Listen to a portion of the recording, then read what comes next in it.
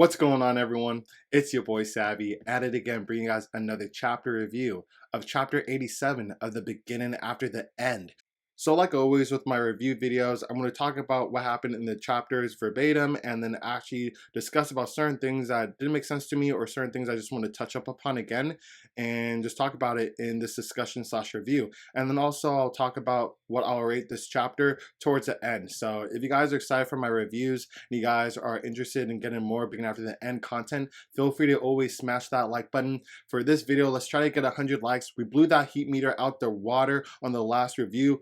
I love the family. You guys show me a lot of support. I know it's tough for the reactions right now, but I'm glad that you guys are showing me a lot of support with my reviews. And it's awesome to see that you guys are enjoying seeing the review as well. So it means the world to me, and it just motivates me to make more content for you guys about The Beginning After the End. So yeah, remember to smash that sub button as well too if you're not already part of the family. I make content like this daily, so you will always get that daily dose of heat. Like what I always say, this is the best place to be to get that dummy dose of heat. And I do have a Patreon and Discord, link in the description below. If you want to catch all my Beginning After the End reactions from episode 1 to current, you can find it on Patreon, link in the description. And I'll be also uploading my solo leveling reactions on there as well, and other exclusive content that will not be posted on YouTube. And also Discord is where you can actually get notified before I go live on Twitch when I stream chapters, which are Beginning After the End, solo leveling, and other series. So you guys can catch it for free if you're not able to become a Patreon member. So it behooves you to at least join,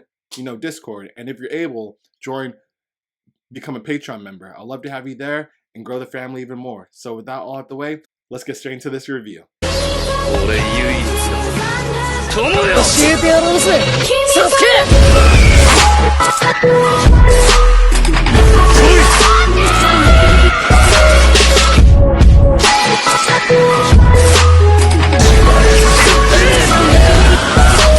So the beginning of this chapter starts off with Tessia, talking about what's going to happen in the school, and all the kids talking about like, oh my god, like she's so pretty and she's so strong. And we find out that she is the disciple of Good Sky.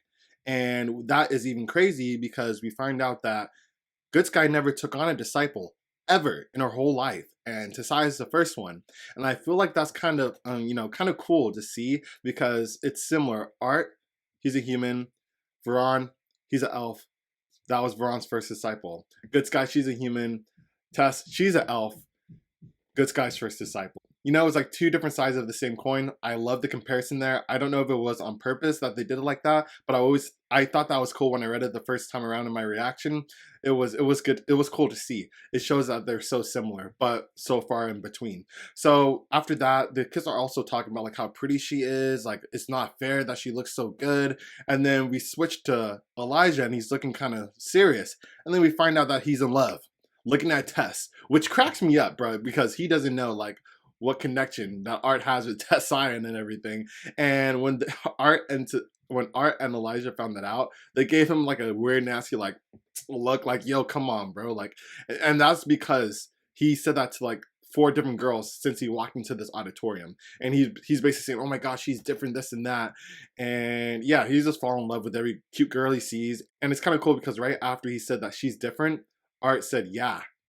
And I like how they did that there because like, so for some reason in the webcomic, they try to portray Art as like this cool dude, like doesn't really care and like doesn't want to talk about his feelings for Tessia. But in the light novel, he does. So like it's kind of interesting. I can't really read the light novel chapter of this because I want to see how it really happened. But it's interesting he dropped that, yeah, because it could be 2 different things. It's either, yeah, she's really beautiful and she's different because she's super gorgeous, or it's going to be the normal thing like, yeah, she's very different because I haven't seen her in so long. She was such a little girl when I saw her. Or it could be like she's different because she changed. Or it could be how she holds herself, how she's different in that way because she's a serious, calm demeanor and everything. That's not what he was used to. So it could be a multitude of things. However, Art, right after he said that, referred to how she is different now. And I'm pretty sure he's talking about how she holds herself. So that was really cool to see, and I'm glad that, and I hope we get more, dialogue about how Art feels for Tess actually, especially when they're not little kids anymore. I know they're still 13 and 14, but still, things are developing, and I want to see more development. So when Tessia continued her speech, she was talking that, yes, I'm a first year and I'm still a president. However, I'm able and had the privilege to actually be here a year ahead of all you guys to see certain things. She was talking about certain things that she's seen in the school, which is awesome. However, she saw certain things which is bad, which is discrimination against scholarly mages, which I am saying, yo, like that's a big thing, yes. But the bigger thing to deal with is racism in the school. Because when you're talking about scholar mages, but scholar and battle mages, but racism is a big thing that everyone's not up in arms with. And it's cool that she followed up saying she's seen racism between the scholar mages and battle mages. And if you're having racism between uniforms, we're definitely going to have racism within discrimination of race. So it's cool that she brought that to light, because I didn't know she was going to talk about that, but I'm glad she did, because that's a big thing. And then the speech actually came pretty well. She brought it all together. She's basically talking about like us as a school should reunite, and she's also talking about casting aside the older generation's hostility towards the other races and reuniting as a whole, just like the council did when they became one. And they're basically saying that, yo, we should all become one because we're the future of this continent and we need to become one and be strong for the future. And this is awesome because it could talk about, yo, she might be saying this a lot because we're going to check out a new continent and we need to be strong and as one. More than any other time in the world, this is when we need to reunite and not fight within each other. So that was kind of cool, and it's awesome because yes, they're going to face racism in the school, and it's nice that she's bringing that to light because it's going to happen. It's definitely going to happen. She's going to have a hard time because I feel like shit is going to go down south because it's going to be a lot. I'm assuming it's going to be most humans. It's going to be really, really racism about certain things, and this chapter didn't let up. And this chapter was on the money, and we'll dive into later in this review. But yeah, I really liked the speech that she did, and I want to see the development through each races. And there's another thing I want to talk about too towards the end, but let's talk about this point first. So after Tessia's speech, everyone's clapping. Art, just everyone's like roaring and clapping, mind you guys. Everyone's like clapping, like, oh my god, yeah, this is awesome. And Art's just like, come on, dude, like, why you not so cool? Like, we know Art's cool and everything, but like, bro, can't you cheer? Like, he did the same thing with Lydia. Like, he didn't cheer in the webcomic, and I don't know why they're portraying him to be so cool and calm. Like, it's kind of getting a little annoying, but that's just personally me. Like, come on, like, yo, like, why? But anyway, it doesn't matter. So after that, our girl Sylvie was basically saying, look, Mama's down there. Mama's on stage, which is hilarious because we never heard Sylvie call Tessia Mama. And then he was like saying, why you called her Mama? And he was like, Mama, Mama, which is just like, whatever. And like, it makes sense because, she hatched in the Elf Kingdom and, saw Tessia right after Art. So, I mean, it makes sense. It makes logical sense through Sylvie's eyes, but probably not through Art's. But it was just something funny and comical to see. All right, so the second part of this chapter, we move off to Art and Elijah, heading towards their dorms, I'm pretty sure. And then we see a fight commencing. And within the fight, it looks like there's a dwarf and an elf arguing, and they're going pit for pat. And then I guess for them to actually fight, you have to have designated fights, and you have to declare that, yes, I want to fight with this person, or you'll get in trouble because the human was being racism. He was discriminating the dwarf, obviously, because he's a dwarf, and it felt like he'd go to him to fight. Like, he said, like, are you going to start the fight or whatever, or you just all bark? Like, if he really wanted to fight him, I don't know why he would just ask him to start it. So I feel like there's something that has to happen for him to initiate a fight, which is, I wish they dive deep into that, and I'm sure it's going to be different than the light novel. That's why I feel like this chapter could be a lot better. They could have explained it a lot better. But anyway, the dwarf initiated the fight. He touched the badge on his breast pocket, and it started glowing. And then after he said, I declare a fight with the human, he said his name, and then the human said, yes, I accept the fight. And then a force field appears around them. And I guess this is a new thing when you declare fights, because when you hit the badge, a barrier will come around you when you fight for sanctioned duels.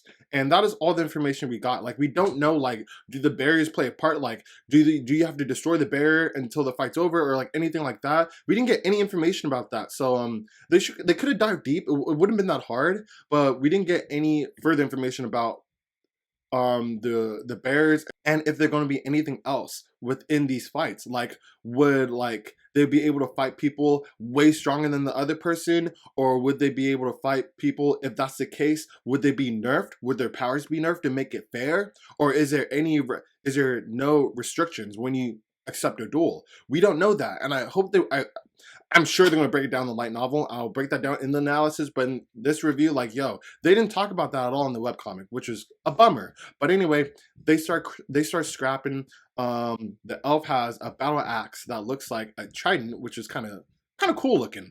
And then the human had two dual swords, and they're just going at it. Nothing too crazy. We notice the human's monocore after our analyzing. He's in the red stage, and the dwarf is in a black stage. So it's going to be an interesting fight. And also, when Art analyzed his monocore, he was looking at the way he was fighting, and he looked like he was using like earth projectiles while he was using his sword. And Art was commenting saying that it's interesting and impressive that he's using earth magic like this as an augmenter, because those are like mid-range attacks and stuff. And he's basically saying he is talented, yet it shows that he was trained very well. So he's not, a complete scrub. But with that being said, that's not slowing down the dwarf. The dwarf is smashing through his attacks, hitting him and everything. And after the dwarf hit him in the stomach, he started flying.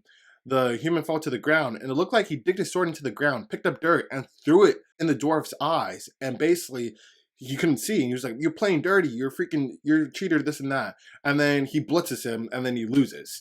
And it's like stupid because he was like saying, "Yo, who cares if I fight dirty? A win's a win," which I understand. A win's a win. Like, there was no rules, that says you can't do that. But still, pretty freaking dirty. And he's a red stage. So you probably could have lost. It was fighting fair. Kind of crazy. So the dwarf is pretty dope. So after we win, we found out the duel is over because the barrier broke. So I guess that means when the barrier shatters, that's when the duel's completely over. But we still don't know the requirements, like who you could fight and everything. They didn't talk about that. But anyway, his barrier broke, but it doesn't look like the human is stopping. He looks like he's going to crush his arm. He basically says like, let's see you have a first year with a broken arm. And he tries to shatter his arm. And right when he's about to do that, we see Elijah notice that's going to happen. And then in turn, Elijah's like, this is my chance. And he's going to step up and stop him. And then Art says, hey, I think I see the student president around. And our boy Elijah's like, what? You ruined my chance to shine. Why would you do that? He was like, yo, you're just going to bully the twin sword guy. Like, come on. So basically saying like, Elijah will easily defeat this twin sword guy. And then out of nowhere, someone grabs Art and pulls him back saying, oh, you're trying to like stop my fight? And it's the human with the two swords. And then Art's like, yo, bro, like, calm down, man. Like, I didn't know. Like, this, we just talked about discrimination. Like, come on, bro. Like, being hella annoying. And then the human's basically saying, like, yo, I decide when the duel's over. And then Art was like, in the sense saying, I don't think it works like that. And then the human just lets him go, saying, like, I better not catch you in class. And then while he's walking away, Sylvie spits on his neck. Like, yo, spits on his neck. And he literally has a big ass bulge when he turns around looking at Art. And then Art points at Sylvie saying, it wasn't me. And Sylvie points down at Art saying, yo, it was him, which was funny as hell. But he's pissed off. And he's like, do you dare? And then at the same time, we hear a voice saying, do you dare? And everyone's like, whoa, who said that? And we see Tessia storming through with the two other student council members alongside. We see Lydia and we see the other dude, which we don't have his name yet, but they're walking next to our girl, and we're gonna see if he dares. So this was a decent chapter. It was a decent chapter. I wish we got more dialogue about the fighting systems, what could really happen between these sanctioned duels. I wish Tessia talked about that in her speech, but it was alluded to, that when the barrier breaks, the duel's over. You have to say their name, vice versa, to start the duel. We don't know about power level wise, like if you could just start the duel with anyone else, because if that's the case, you could just bully people or like goat people into starting a duel, and then it's over. And it alludes to like the human being not the first year. He's like a second year, I'm assuming, because he was like saying, how about you start your first year off with a broken arm? So the dwarf is obviously a first year, and it just seems like he was skilled and trained. So this isn't his first year in Cyrus Academy. So I mean, shouldn't you be able to start duels with people in your own class or rank? But that wasn't the case. So hopefully you get more explanation about that. And yeah, and another thing I want to talk about is from what we saw in the panel when the student council president Tessia was coming through, the other dude that we don't know his name that looks serious, I said he might be a dwarf, but I'm not too sure. Seeing his full body, I don't think he's a dwarf whatsoever. And I'm kind of annoyed about that, low key. Like, why is there not a dwarf on the student council? Like, why they couldn't get one dwarf to represent like a third of the race that's going to Cyrus Academy? Like, really? You're gonna have an elf and all the rest of them are humans? Because only Tessia is the only elf and everyone else is human, from my knowledge of seeing them in these chapters. So I hope that that changes. They could actually put in, you know, more elves or at least a dwarf. I really want them to at least have one dwarf, so one race could feel a little bit more represented than the other race. They should be equal. Tessia was talking about they should be united as a whole. Then you should have representative of each race to be equal. At least one. Like, come on, it shouldn't be that hard. So I hope that's the case in the future and they get it done. So with that all out the way, I'll rate this chapter. To be honest, a 6. I really wish we could see a little bit more, but we didn't get that much, so I'll rate this chapter a 6. Hopefully we'll get more in the future. So with that all out the way, I hope you guys all enjoyed this review. Please smash that like button. Let's get 100 likes on this video, and also smash the sub button as well too. So with that all out the way, I hope you guys have a good day or night wherever you guys are from. And remember, don't stop leveling up. SavvyNut signing out.